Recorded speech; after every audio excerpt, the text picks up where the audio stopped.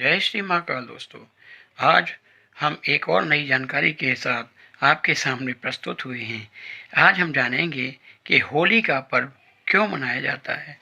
क्या कारण है कि होली के अगले दिन दुल्हड़ी, धूल और धुलिंग जिसे कहते हैं, ये क्यों मनाई जाती है। इसके पीछे पुराणों की कई मान्यताएं प्रचलित हैं। सर्वप्रथम प्रचलित मान्यता के अनुसार आज के दिन हिरण्यकश्यपु राक्षस राजा, जिसके पुत्र प्रहलाद जो नारायण के भक्त थे, वह नारायण की ही पूजा किया करते थे। हिरण्यकश्यपु अपने आप को भगवान कहते थे और ये कहते थे कि आप प्रहलाद को कि मेरी ही पूजा करनी है। लेकिन प्रहलाद ने नारायण भक्ति को नहीं छोड़ा। इस कारण से हिरण्यकश्यपु ने अपनी बहन होलिका को उसे जलाकर मार देने के लिए कहा, क्योंकि होलिका को भगवान ब्रह्मा से एक चुनरी वरदान के रूप में प्राप्त हुई थी कि जिसे ओढ़ करके यदि वह अग्नि में प्रवेश भी कर जाएगी तो अग्नि में उसको जला नहीं सकती। इसी बात को लेकर के होलिका प्रहलाद को लेकर अपनी गोद में अग्नि में प्रविष्ट कर गई और उस चुन्नी को ओढ़ लिया। लेकिन प्रभु की माया थी कि वह चुनरी उड़कर प्रहलाद के ऊपर पहुंच गई और होलिका जलकर भस्म हो गई। क्योंकि विष्णु भक्त प्रहलाद की जीवन रक्षा इस दिन हुई थी।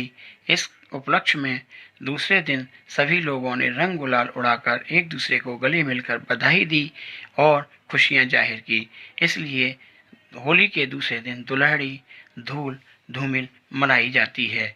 दूसरी मान्यता की अगर बात करें तो द्वापर युग के अनुसार यह कहा जाता है कि इस दिन कंस के द्वारा भेजी गई पूतना, जो कि भगवान श्री कृष्ण को बाल्य स्वरूप में मारने के लिए अपने स्तनों से जहर लगाकर लाई थी, आज के ही दिन उसने भगवान कृष्ण को अपने स्तन का पान कराया, जिसके भगवान ने उसके प्राण खींच लिए।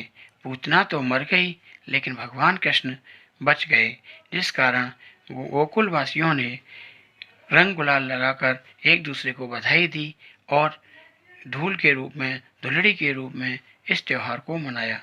एक और मान्यता के अनुसार यदि देखा जाए तो महाभारत में श्री कृष्ण ने युधिष्ठिर को बतलाया था कि भगवान श्री राम के एक पूर्वज हुआ करते थे जिनका नाम था राजा रघु।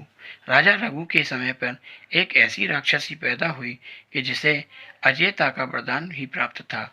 उसे ऐसा ब्रह्मा ने वरदान दिया था कि केवल छोटे छोटे बच्चे ही उसे नाच गा करके मृत्यु को प्राप्त करा सकते हैं।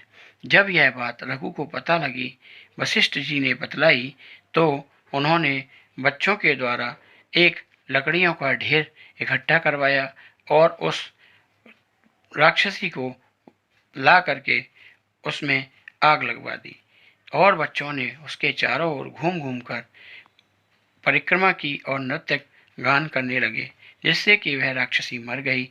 और यह पर्व एक परंपरा के रूप में चला आ रहा है, जिसे होली का पर्व कहा जाता है।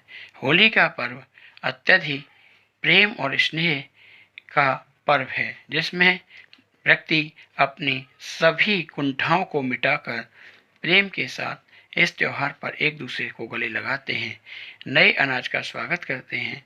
यह जानकारी यदि आपको अच्छी लगी हो तो इस वीडियो को लाइक करें, शेयर करें और हम ऐसी ही सनातन धर्म की जानकारियों को प्राप्त करने के लिए हमारे वीडियो को सब्सक्राइब करें और बेल आइकन को दबाना ना भूलें, जिससे हम अगला नोटिफिकेशन आपको शीघ्र ही प्राप्त हो सके। जय श्री महाकाल, हर हर महादेव।